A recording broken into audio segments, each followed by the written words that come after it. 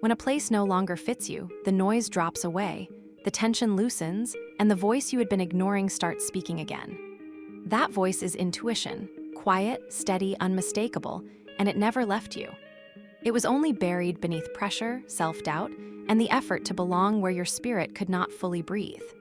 The chapter is about that sacred return, the moment you stop surviving long enough to hear yourself again and realize the answers were always inside you. When intuition returns, a different kind of quiet settles in after you leave a place that never fit you. It is not the dramatic silence from movies. Instead, it is like closing a heavy door and realizing the weight you carried was not normal. You breathe more deeply. Your shoulders relax. Your mind begins to speak again, quietly at first. That gentle change is your intuition coming back. Many people believe intuition is something you have to work hard to develop. They think it comes only from discipline, meditation, journaling, or years of emotional effort. Those things can help. But really, intuition does not need to be built. It just needs to be uncovered. It is always there, even during tough times. It only fades into the background when your surroundings are too noisy. The cost of staying in the wrong place. Not every environment that does not fit is abusive or dramatic. Sometimes it just does not suit your spirit. It could be a job that kills your curiosity, a relationship that dulls your voice, friends who celebrate things you do not care about, or a city that overwhelms and numbs you. Even a belief system that once comforted you can feel too small as you grow. You begin to doubt your own thoughts. You wait for others to tell you what to do. You ask for advice on choices that are really yours. You treat your inner voice as just a suggestion, not the truth. The longer you stay in places that do not match who you are, the harder it is to hear your instincts. The real loss is not losing your intuition, but learning to mistrust it. The return of inner knowing. After you leave, there is a moment when something clicks. It might be small or seem unimportant, but you notice it. A thought comes, and instead of ignoring it, you follow it. You trust it without needing proof. You act before fear holds you back. That is intuition returning. The return of intuition is not dramatic or loud. It is not a big breakthrough. It feels more like remembering a language you once knew well. You start to understand yourself again. Why intuition gets distorted?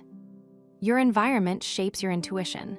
It does not replace or control it, just distorts it. This can happen slowly over time. Your intuition cannot survive when you think that way. People do not have to hurt you to lead you off your path. They just need to go a different way. If their voice is louder than yours, you might follow them without realizing it. The power of distance. You discover who you are when you stop pretending to be someone else. Stepping back gives you perspective. You notice patterns that once felt normal. You realize how much energy you spent managing others' feelings. With that distance, your intuition starts sending you clear signals again. You notice the difference between peace and comfort. Peace lifts you up. Comfort makes you shrink. You sense the difference between alignment and habit. Alignment gives you energy. Habit wears you out. You notice the difference between desire and obligation. Desire opens you up. Obligation leaves you drained. These signals were always there. You just needed space to notice them. Learning to trust yourself again. Learning to trust yourself again after leaving a life that did not fit is not complicated. It just takes consistency. It means making small choices without apologizing. It means following your thoughts, even if you are unsure where they go. It means listening to your discomfort instead of ignoring it. It means trusting the tension you feel when something is not right. Self-trust grows in quiet moments, not in big announcements. When you realize you were never wrong. A humbling part of healing is realizing how much you already knew. You knew that friend was draining you. You knew the relationship had ended. You knew the job was not right.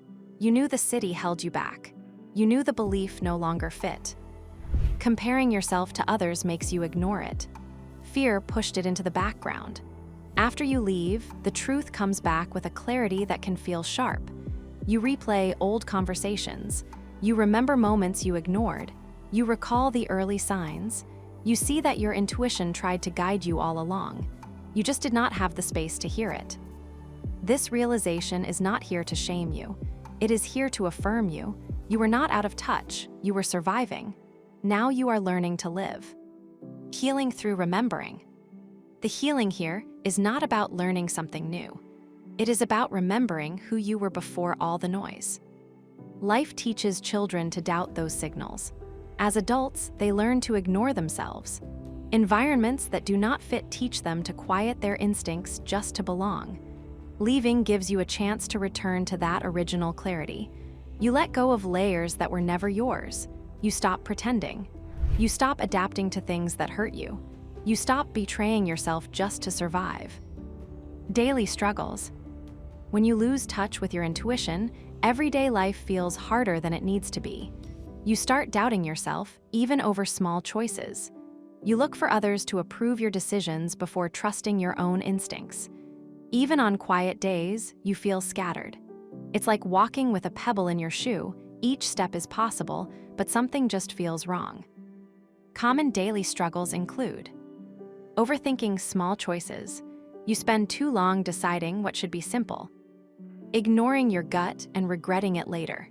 You feel something is wrong, but push past the feeling until the consequences hit. Feeling mentally cluttered.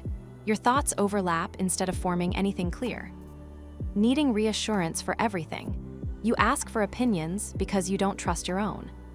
Saying yes when your body already said no. You override your instincts to avoid disappointing others. These struggles don't mean there's something wrong with you. They happen because your surroundings are too noisy for you to listen to yourself.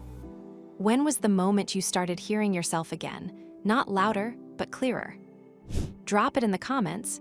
Your experience might be the reminder someone else needs to stop doubting their inner voice, trust what they've been feeling all along, and finally choose a life that aligns with who they really are. Strategies for improvement. Getting back in touch with your intuition isn't about trying harder. It's about making room for your inner voice to come through. You don't have to learn intuition, you just need to find it again. Simple but powerful strategies include 1. Quiet your environment. Take a little time each day to be quiet. Whether you sit in a calm room, go for a short walk, or spend a few minutes outside, this helps your mind slow down so you can hear your intuition. 2. Pay attention to your body. Your body often knows how you feel before your mind does. Notice your gut, chest, shoulders, and breathing.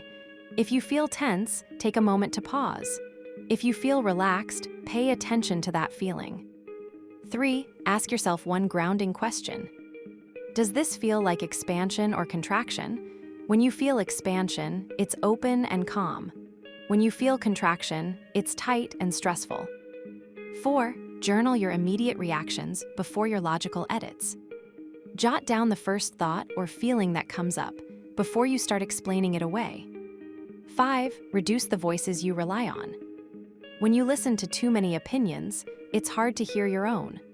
Try asking others less often and check in with yourself more. 6. Practice small, intuitive decisions. Let your intuition help you decide what to eat, when to take a break, or which task to do first.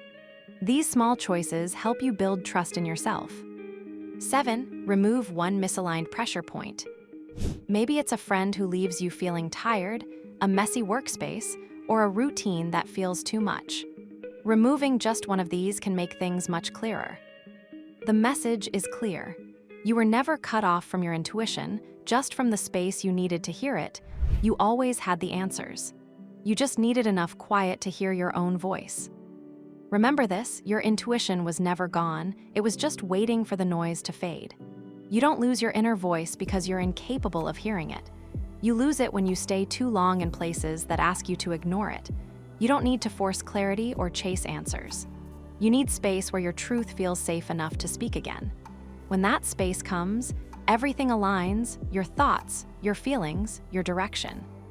If everything feels heavy, forced, like you're constantly trying to make the wrong things work, and you want a life that feels lighter and aligned.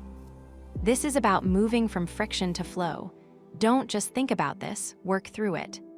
This video is inspired by the core ideas from my book, When the Problems Just Disappear: How to Stop Struggling and Find Freedom in a Life That Fits. You'll find it linked in the description. You'll get 30% of the entire book series for free in one PDF download.